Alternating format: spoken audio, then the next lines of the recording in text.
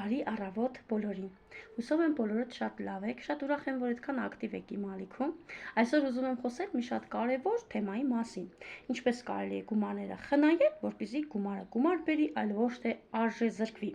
Դե ինչ, գնացինք։ Տեսա հոլովակը դիտեք սկզբից մինչև վերջ։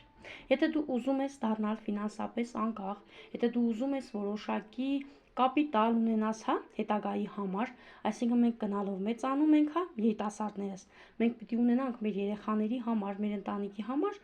որոշակի կապիտալ հետ դրած։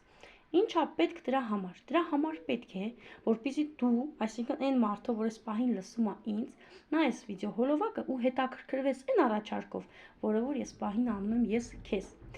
Ինչպես գիտենք, 21-րդ դարում միակ ապահով ոլորտը անշարժ գույքն է։ Մենք կարող ենք անշարժ գույքի մեջ ներդրում կատարել, թեկուզ փոքր գումարով եւ ձեռք բերել շոշափելիք, արդյունավետ պրոդուկտ, որի դիմաց կարող եք դուք ստանալ օրեկան ձեր պասիվ եկամուտը։ Այսինքն, ինչ ստացվեց։ Մենք գալիս ենք, լսում ենք այն մարդուն, ով որ հնարավորությունը տալիս է,